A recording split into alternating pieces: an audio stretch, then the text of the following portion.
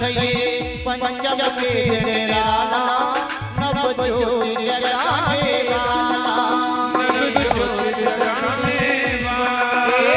ज्योति जगाने वाला हे अमर ग्रंथ ये मोहि पंथ ये पंचम वेद निराला नव ज्योति जगाने वाला ज्योति जगाने वाला ज्योति जगाने वाला हरि नाम यही हरि नाम यही हरि नाम यही हरि नाम यही हरि नाम यही हरि नाम यही हरि नाम यही हरि नाम यही जगत के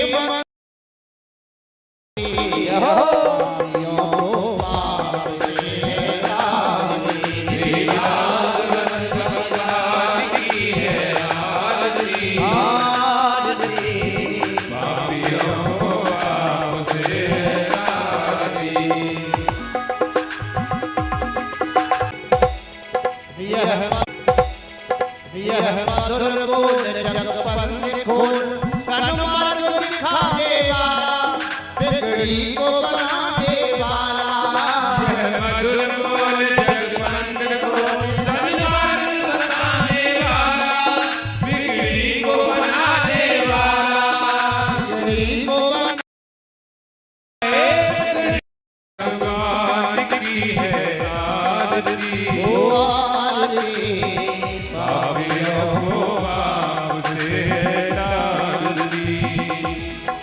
ये अमर ग्रंथ ये मोहि पंथ ये पंचम वेद निराला नव ज्योति जगाने वाला नव ज्योति जगाने वाला नव ज्योति जगाने वाला ये अमर ग्रंथ ये मोहि पंथ ये पंचम वेद निराला नव ज्योति जगाने वाला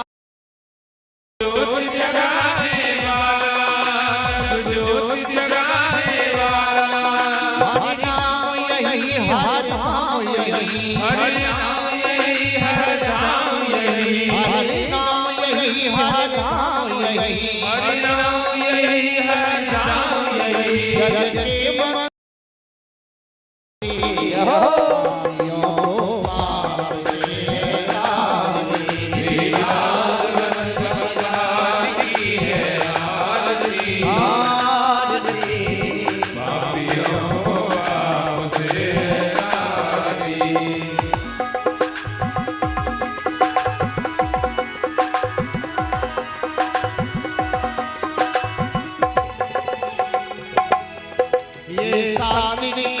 पावन बोली पापों को मिटाने वाला हरि दर्शन कराने वाला ये शांति पावन बोली पापों को मिटाने वाला हरि दर्शन कराने वाला ये सुख करनी ये दुख हरनी ये सुख करनी ये दुख हरनी ये मधुसूदन की आरती हो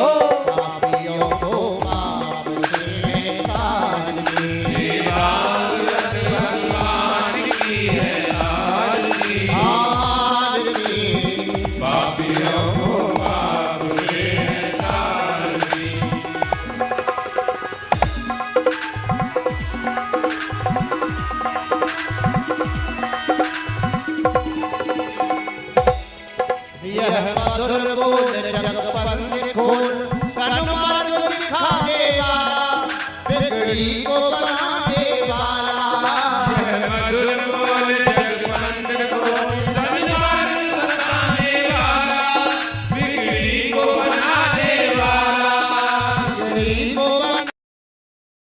बिगड़ी को बनाने वाला श्री राम यही घनश्याम यही श्री राम यही घनश्याम यही श्री राम यही घनश्याम यही श्री राम यही घनश्याम यही प्रभु की महिमा की आरती हो पापियों को पाप से तारती श्री भागवत भगवान की है आरती हो आरती पापियों को पाप से तारती पापियों को पाप तार दी, पापियों को पाप से है तार दी, पापियों को पाप से है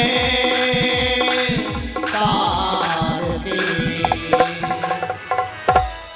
बोलो व्यासी भगवान की जय, श्रीमद् भागवत महापुराण की जय।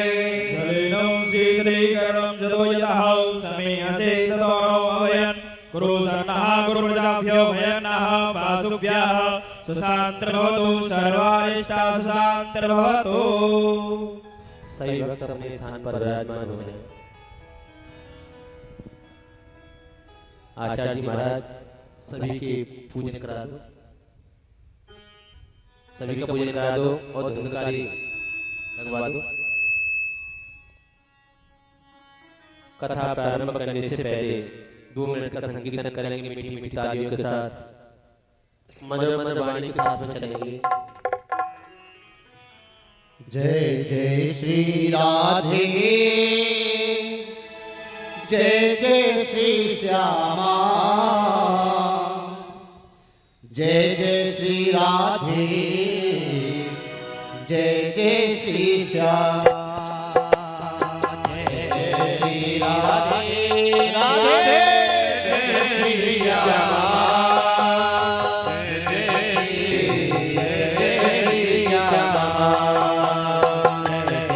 श्री राधे, जय श्री श्यामा, जय श्री राधे,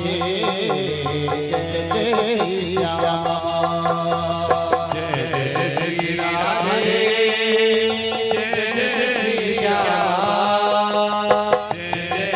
राधे, जय श्री श्यामा। भगवान के ब्रजो मरण न जाने हो,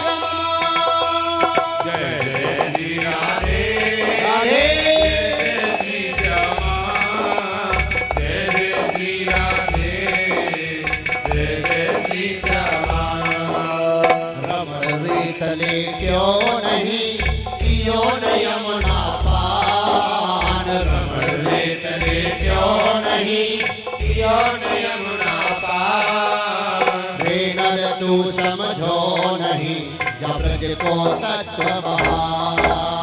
रे नर तू समझो नहीं ब्रज को तत्व महान। जय जय श्री राधे जय जय श्री श्यामा। जय जय श्री राधे जय जय श्री श्यामा। जय जय श्री राधे जय जय श्री जय जय श्री राधे जय जय श्री श्यामा। जय जय श्री राधे जय जय श्री श्यामा। जय जय श्री राधे जय जय श्री श्यामा। जय जय श्री राधे जय जय श्री श्यामा।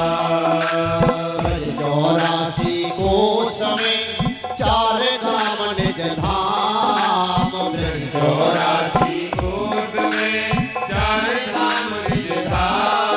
हरे वृंदावन और मधुपुरी बरसानो नंदगाम। वृंदावन और मधुपुरी बरसानो नंदगाम। हरे जय जय श्री राधे जय जय श्री श्यामा।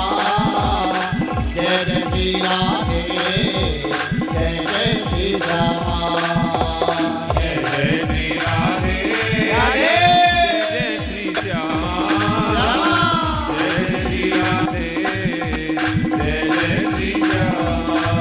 जय जय श्री श्यामा। जय जय श्री श्यामा। जय जय श्री श्यामा। बोल राधिका रानी सरकार की जय। बाकी बिहारी लाल की जय। जय जय श्री राधे श्याम। परम मंगलमय परात्पर अखिलेश पर अकारण करुणा वर्णाय भक्ति वांछा कल्पतरु तड़त बिनंद पीतामढ़ारी श्री बालकृष्ण वांग्मय श्री मूर्ति श्रीमद्भागवत महापुराण। भाग्योदयेन बहुजन्मा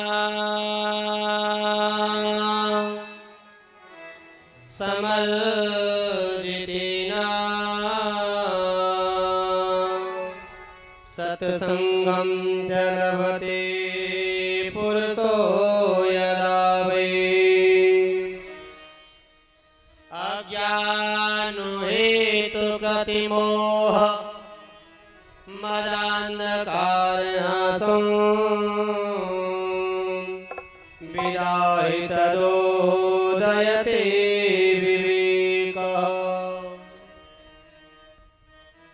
जब मनुष्य के जन्म जन्मांतर कल्प कल्पांतर युगांतर के पुण्य एकत्रित होते हैं तभी मनुष्य को श्रीमद् भागवत राम कथा हर चर्चा हर सत्संग करने को कराने को सुनने को सुनाने को मिलता है। आज बड़े ही परम सौभाग्य की बात आपके गांव जमालपुर गाजरी में ये कथा का दिव्य आयोजन सभी बस्ती के सहयोग से हो रहा है। ये बड़े सौभाग्य की बात है। श्रीमद् भागवत में पहले श्लोक दे दिया है भाग्योदयेन बहुजन्मा समर्जितेन। जब मनुष्य के जन्म जन्मांतर कल्प कल्पांतर युग युगांतर के पुण्य एकत्रित होते हैं। एक जन्म की बात नहीं आई, अनेक जन्मों के पुण्य एकत्रित होने पर ये श्रीमद् भागवत करने को या कराने को या सुनने को या सुनाने का सौभाग्य मिल रहा है। देखो हमारे यहाँ पर एक छोटी सी कथा होती है, आपको सबको मालूम होगी, सत्यनारायण भगवान की सबसे छोटी मानते हैं, लेकिन भगवान का कार्य कोई छोटा नहीं होता। सत्यनारायण भगवान की कथा कराने का विचार बना रहे, लेकिन वर्षों बीत जाती है, लेकिन समय नहीं आता। ये श्रीमद् भागवत का जो आयोजन है, जो श्रीमद् भागवत की जो पोथी रखने का जो सौभाग्य मिलता है, बड़ी मुश्किल से मिलता है। भागवत में श्लोक आया है, सच्चिदानंद रूपाय विश्वोत्पत्त्यादिहेतवे तापत्रय विनाशाय श्री कृष्णाय वयम्। पहले उस ग्रंथ के बारे में हमको जानना चाहिए कि हम कोई अनुष्ठान कर रहे हैं या पूजा पाठ कर रहे हैं या कोई टैबलेट खा रहे हैं, पहले उसकी अच्छी तरह से हमको जानकारी हो। मालूम पड़ा भाई को मलेरिया हो रहा और पेट के दर्द की वैरागन दवा खाए तो मलेरिया ठीक नहीं होगा, बुखार ठीक नहीं होगा। पहले उसके बारे में हमको जान लेना चाहिए, इसको करने से हमको फल क्या मिलेगा। कहीं ऐसा तो नहीं ये टैबलेट खाएंगे तो साइड इफेक्ट नुकसान करे बॉडी में, पहले जानना चाहिए। तो भागवत में श्लोक दिया है, सच्चिदानंद रूपाय विश्वोत्पत्त्यादिहेतवे सत चित घन। सच्चिदानंद कौन है, पहले ये समझ। हम कहते सत्यनारायण, वो कौन है? सत चित घन। सत्य कहते हैं अविनाशी, धर्म दूसर सत्य समान पुराण। सत्य बोलने से बढ़कर के कोई दूसरा धर्म नहीं। मनुष्य को अपने जीवन में हमेशा सत्य को धारण करना चाहिए जितना हो सके।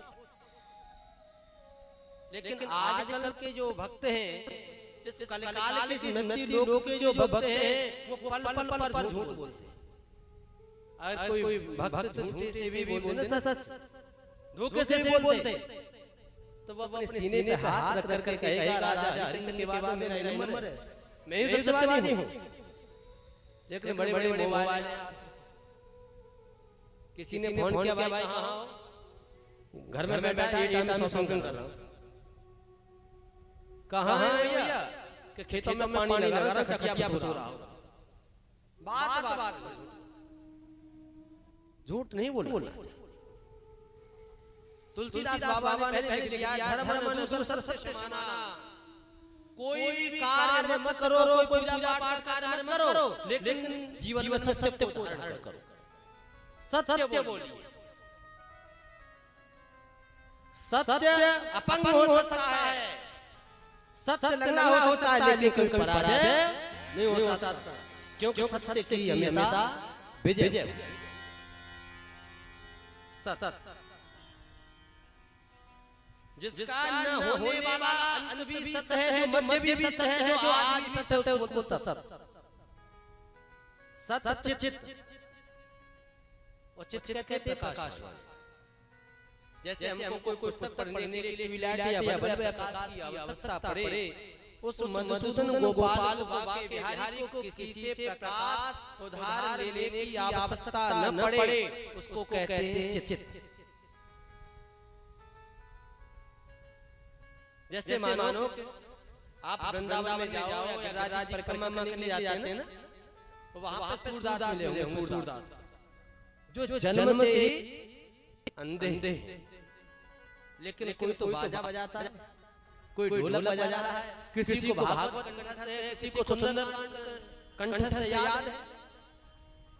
वो कहां से सीखे? देखो कथा मेरे पे कहने नहीं आती। यहाँ जो आपके यहाँ जो चित्र है ना, हर दिन से जिन कथा की तारीख फिक्स हुई है, मैं इनसे सबसे कहता हूँ भाइयों से, मैं बोला भैया एटा को लपेटा बाप बच्चों ने बेटा। यहाँ की जो कथा होती है ना, आधा लाइन की कथा होती है। एक मंच बना दिया, तख्त लग के बराबर साड़ी बांधी और बैठी हुई भैया ऐसे बैठते हैं और ढोलक वाले और चिमटा भैया चलने दे। चिमटा वाले के मन में आए तो कोई ढोलक वाले मुंह पर रख दे, वो आपका मन करे तो ब्याज की कुत्ते पे रख दे। हाँ, ऐसे कहा। जन भगवान जाने कैसी कथा कहें, कथा तो भैया भी अच्छी कहते हैं, हम पहले कहेंगे आप। केवल शब्दों को राम कथा हमको जीना सिखाती है और कृष्ण कथा हमारी मृत्यु को सुधार जीना चाहिए तो रामचरित्र पर चलना चाहिए। रामायण हमको पढ़नी चाहिए।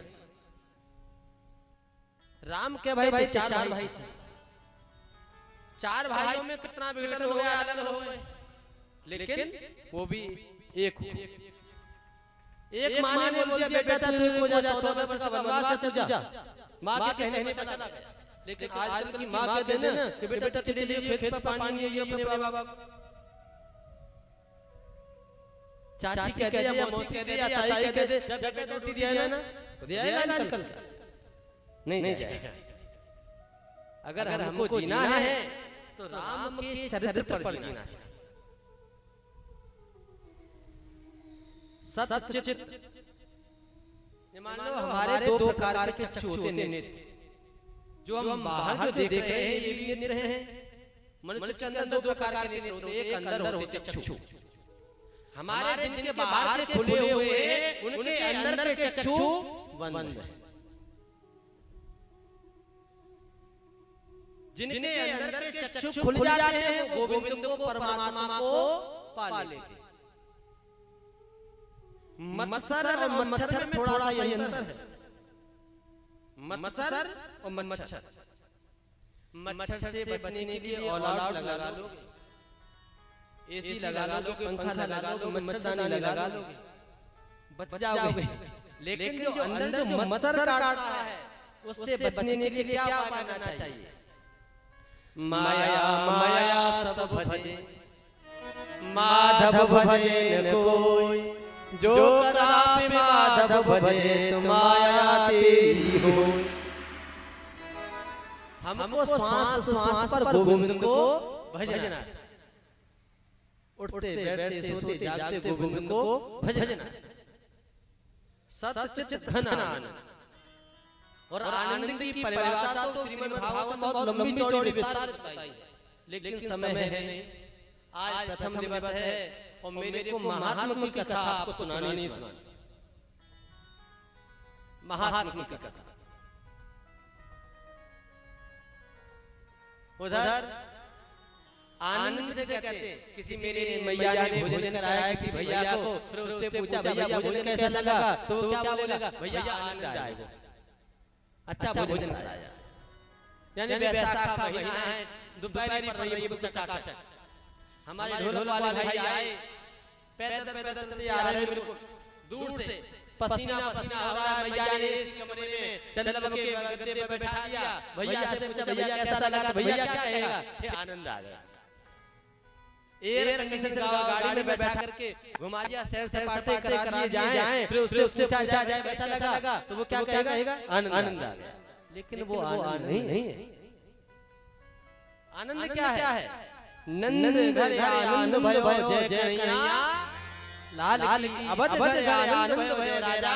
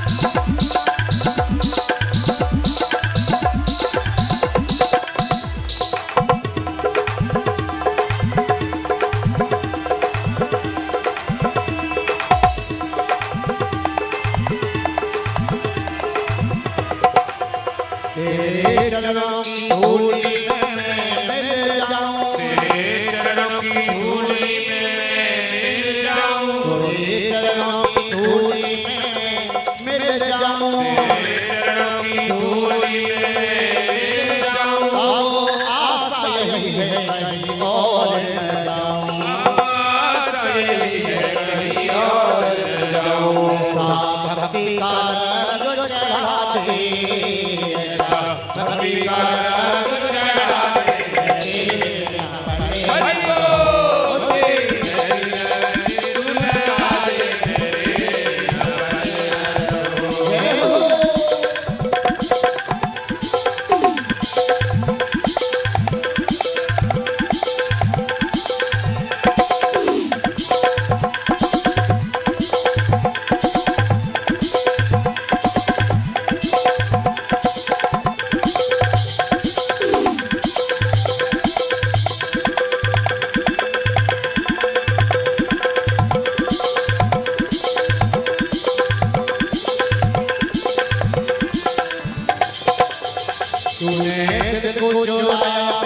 कुछ ना कहा दिल को चुराया मैंने कुछ ना दिल को चुराया मैंने कुछ ना कहा दिल को चुराया मैंने कुछ ना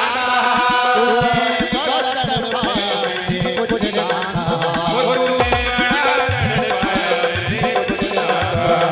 अब ऐसी हरक दिखलाते ऐसी हरक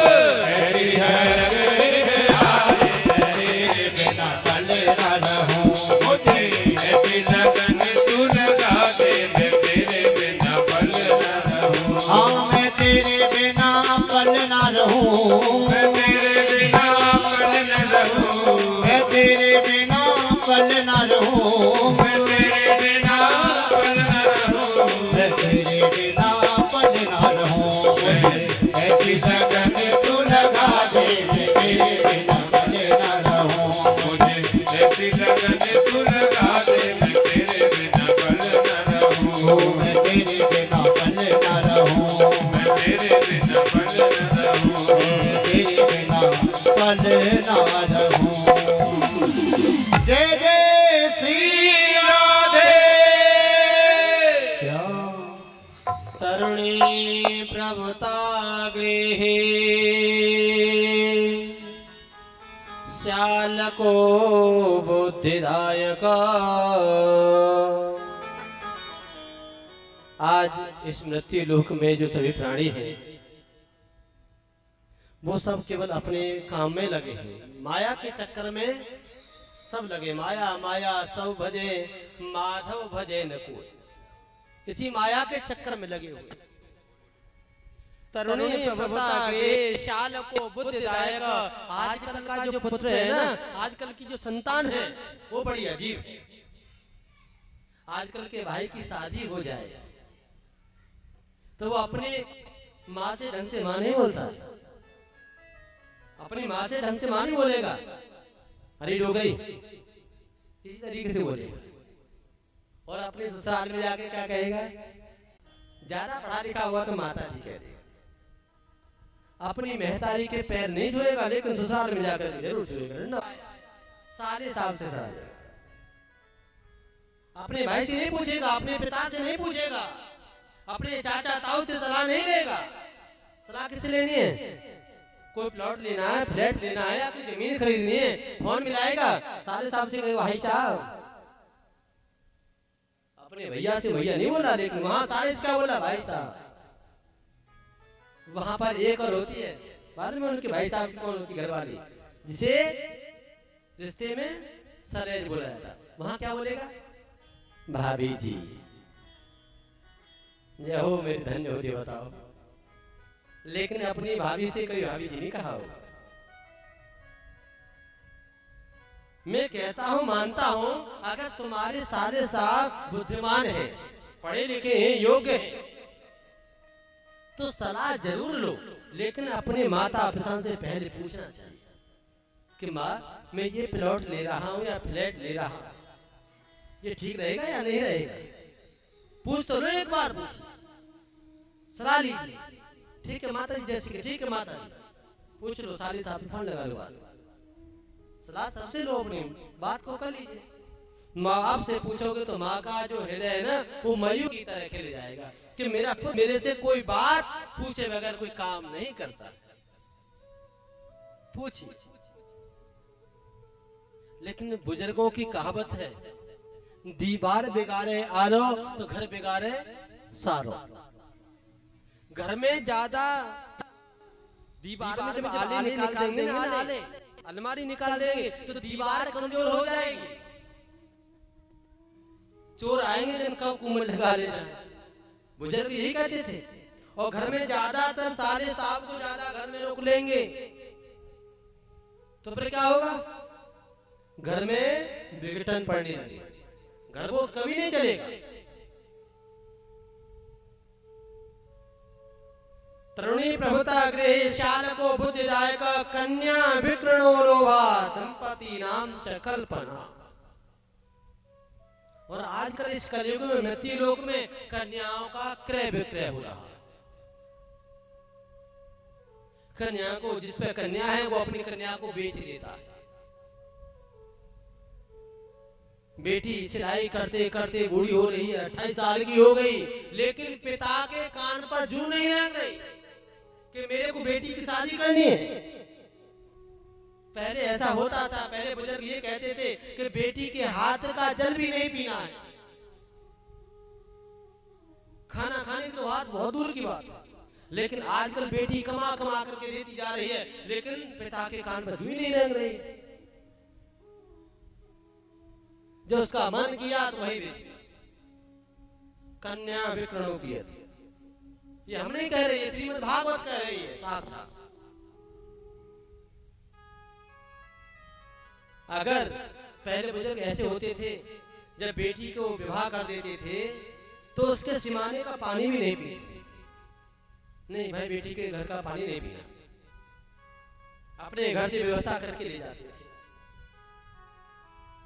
लेकिन आज बेटी के घर पे जाकर के सालों बीत जाती है, वही रुके। बेटी को संबंधी डकार जाते।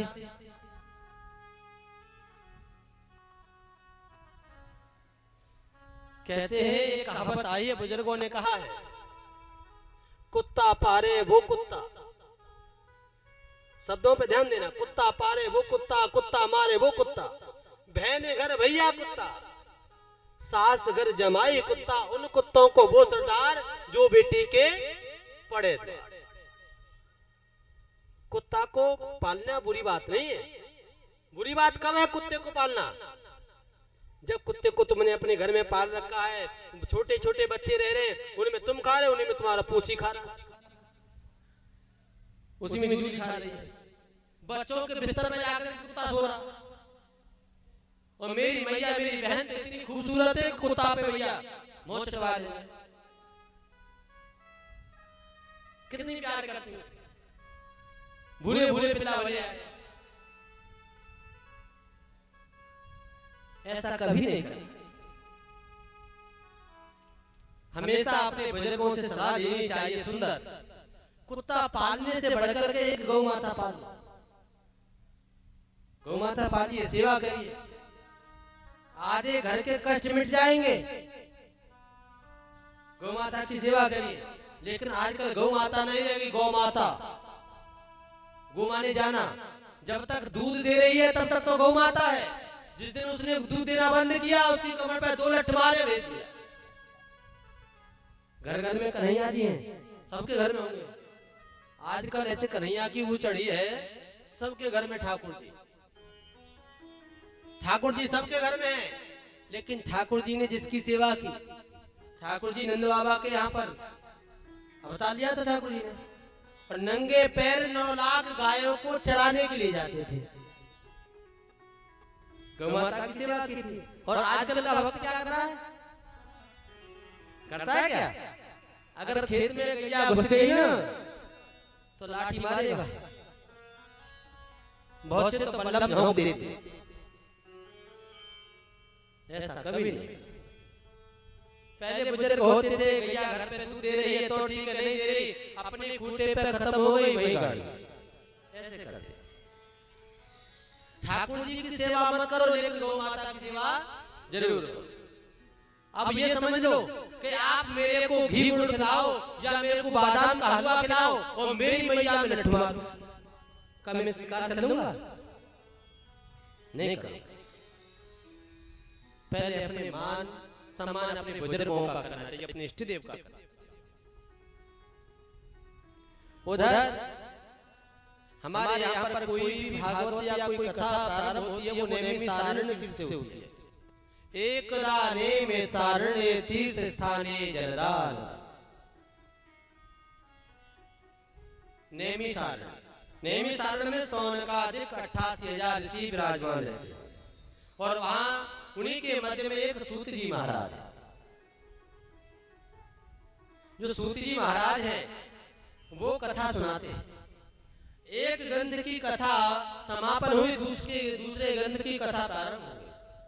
वहां पर कोई किसी को छोटा बड़ा नहीं मानता। सूत जी महाराज कौन है? हमारा मन है। सौनकादिक 88,000 ऋषि कौन है? हमारे अंदर जितनी जो इंद्रियां है, जो नाड़ियां हैं, यही हमारे मन में ही, अपने मन में ही मंदिर बनाओ, घर में ही। मेरी मैया एक भजन गाती थी, घर में ही मंदिर बनाऊंगी, बाहर नहीं जाऊंगी। ससुर अपने को ब्रह्मा बनाऊं, सासुर को ब्रह्माणी बनाऊंगी, बाहर नहीं जाऊंगी, घर में ही मंदिर बनाऊं। बहुत सुंदर भजन गाती। लेकिन आजकल की मैया सासुर को ब्रह्मा बना, ससुर को ब्रह्मा बना में, सासुर को ब्रह्माणी बना में, ऐसा हो सकता है क्या? आजकल की मेरी बहन का भूतरा पहले आ जाता है। हाँ, उनको ब्याह भरना, उनकी गाड़ी में भैया धागे बंधो शुरू, एक या गले में, एक हाथ में, आवे गली में अलग बंधो, रेजो के ताबीज समझ में नहीं आ रहा कौन तो भूतरा है। कोई भूतरा नहीं है इन पे काम के भूत हैं। सही आपको बता रहे, हम थोड़ी खरी कह में थोड़ी देखो, आपको बुरी लगे तो सुबह से रोटी तो खाई ना, आज शाम को मत करेंगे। और तो 7 दिन की कथा करनी है, कह के जाएंगे, जैसी भी हो सुनते रहने। यानी अपने माता पिताओं बुजुर्गों की सेवा करना सीख लीजिए। भगवान के मंदिर मत जाओ, भागवत में मत जाओ, लेकिन अपने बुजुर्गों की सेवा जरूर करिए। तन पवित्र सेवा किए, धन पवित्र कर दान, मन पवित्र हरि भजन तो हो तो त्रिविध। तन हमारा तभी पवित्र होगा जब इस तन से हम अपने बुजुर्गों की सेवा करें, बुजुर्गों की सेवा करें जितनी भी हो सके। मंदिर में जाओ, बुहारी लगाओ, कथा हो रही है वहां पर झाड़ू लगाओ, सेवा करिए, तन पवित्र सेवा कीजिए। अपने बुजुर्गों को पानी दीजिए, नहलाइए धुलाइए, सेवा करिए। तन पवित्र सेवा किए, धन पवित्र कर दान। हमारा धन कब पवित्र होगा? जब उसको दान करेंगे। ऐसी भी मत समझ लेना ब्याज जी करें कि यहाँ कथा में आओ सब चढ़ा जाओ, ऐसा भी ध्यान नहीं करना चाहिए। दान की भी जगह है। तुम्हारे यहाँ पर बहन आए, बेटी आए, कोई अतिथि आए, संत आए, गुरुजन आए, महात्मा आए, किसी गरीब कन्या का विवाह हो, उसकी सेवा में लगा दो, वही दान। 100 रुपए कमा रहे हैं तो उसमें से 10 रुपए दान में लगाए। हमेशा 10% दान के लिए रखना चाहिए। अगर ये समझ लो, अगर मेरे खाते में पैसे होंगे, स्टेट बैंक में खाता है, अगर मेरे खाते में पैसा है तो मन चाहे जब एटीएम लगाओ निकाल लाओ। और खाते में पैसा ही नहीं है, चाहे मैं जाऊं, चाहे भाइयों को बुला जाओ, चाहे पूरे पांडाल को बुला करके ले जाओ सिफारिश लगाने के लिए, चलो बैंक में से पैसा निकलवा लो, क्या निकल आएंगे? जब हमारे बैंक में बैलेंस नहीं होगा तो हमको मिलेगा कहां से? जो हमको ये जन्म मिला है अच्छी जगह स्थान पर, हमको चाहे कोई क्षत्रिय घर में, वैश्य घर में है, शूद्र घर में है, जिस घर में है, जैसी करनी वैसा फल, आज नहीं तो निश्चित कल जरूर। आपने दान किया होगा, वो धन आपको मिल रहा है। पूर्व जन्म में आप कुछ अच्छे कर्म करके आए हैं, तभी आपको मिला है। मैंने ऐसे ऐसे बड़े बड़े घरों पे जाता हूँ, वहां देखता हूँ, ये समझो अगर समरसेबल चल रहा है, कुआ बावड़ी, अगर उसमें से नित्य प्रति पानी निकालेंगे तो पानी कोई घटेगा? रोज समर चलती है कैसा पानी निकलता है? मीठा, ठंडा, स्वच्छ होगा, सुंदर होगा। और 6 महीना के लिए बंद कर दी जाए समर को, फिर कैसा निकलेगा? बदबू आने लगी। वही धन की स्थिति है। अगर हम धन को इकट्ठा करते रहेंगे, धन को दान नहीं करेंगे, तो उसमें से गंदगी उत्पन्न होने लगेगी, हमारी संतान की बुद्धि को बिगाड़ देगी। बहुत से बड़े बड़े सेठ हैं, उनके यहाँ पे जाओ, उनके बच्चे तो हैं, उनके यहाँ पर जब जाते हैं ना, संत महात्मा गुरुजन जाते हैं, तो आएगा गुरुजी अपने बच्चे को, गुरुजी आशीर्वाद दो। तो 25 वर्ष की है, आयु 25 वर्ष है, लेकिन बुद्धि कितनी बच्चे जैसी है? 5 साल के बच्चे के बराबर। क्यों? इसका कारण क्या है?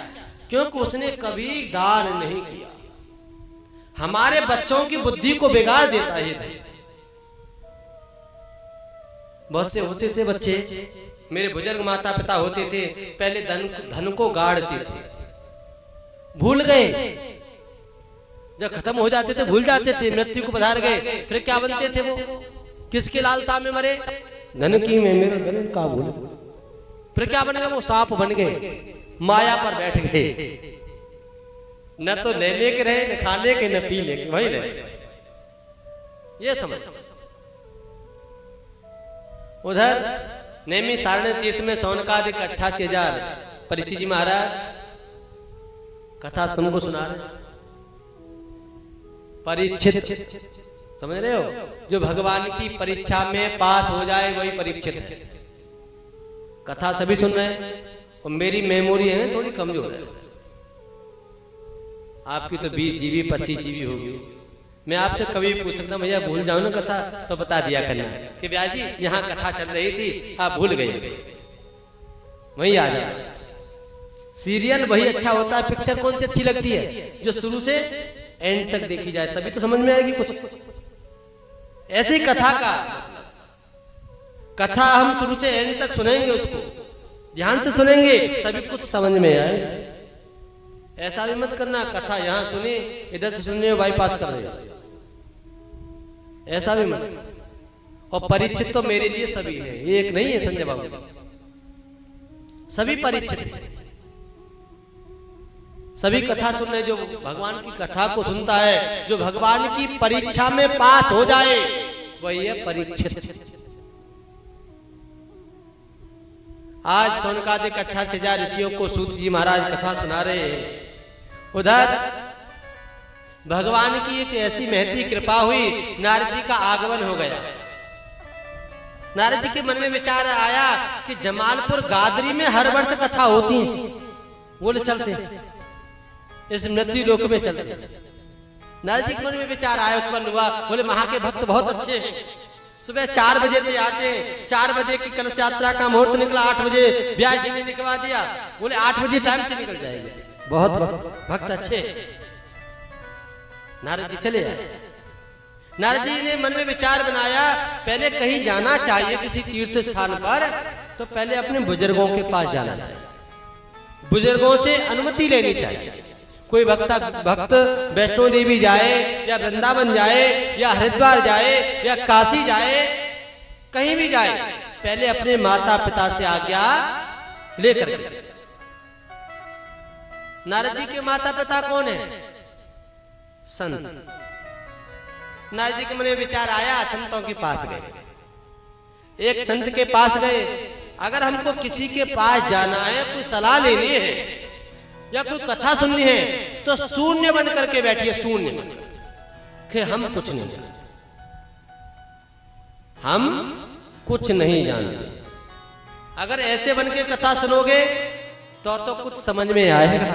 अगर विद्वान बन करके बैठोगे तो हमारी समझ में कुछ आने वाला नहीं। नारद जी का आगमन हुआ। एक संत थे, और संत के सामने रोटियों का ढेर लग रहा था, बिलांद न पड़ी, टिक्करों का ढेर लग रहा है।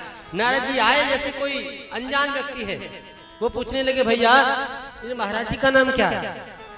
कोई भाई कहने लगा, तुमको नहीं मालूम है? इनका नाम है फलारी बाबा। नारद जी की खोपड़ी खराब होने लगी। मैं रोटियों का ढेर लग रहा, नाम है भलारी बाबा। नारद जी मन में सोचने लगे, एक मछली पूरे तालाब को गंदा नहीं कर सकती, थोड़े आगे बढ़े, थोड़े आगे और बढ़े। जैसे आगे बढ़े और आगे जाकर के देखा एक संत के पीछे बच्चे जा रहे हैं, छोटे छोटे बच्चे। नारद जी पूछने लगे, किसी भक्त से पूछा, भैया इन महाराज जी का नाम क्या है? बोले श्री श्री 1008 श्री बाल ब्रह्मचारी जी महाराज। नारद जी ने खोपड़ी पकड़ ली, बैठ गए। नारद जी कहने लगे, बाल ब्रह्मचारी कौन होता है? जो बचपन से ब्रह्मचारी हो, और आज इस मृत्यु लोक में ऐसे ब्रह्मचारी मिलेंगे, बाल व्यास ऐसे मिलेंगे, दाढ़ी सफेद पड़ गई लेकिन सामने का लिख रहा है बाल व्यास जी महाराज, बाल ब्रह्मचारी जी महाराज, जिनके 10-20 बच्चे हैं, वो ब्रह्मचारी है इस कलयुग में। आगे की ओर बढ़े, एक आश्रम को देखा, आश्रम में शोर गोर हो रहा था, हल्ला हो रहा था। नारद जी कहने लगे, भैया ये कौन सा आश्रम है? बोले ये मौनी आश्रम है। नारद जी की खोपड़ी खराब हो गई। मौनी आश्रम किसे कहते? जहां पर मौन रहा, शांति हो। इस कलयुग में ऐसा ही होता। नारद जी और आगे को बढ़े, बोले कोई बात नहीं है।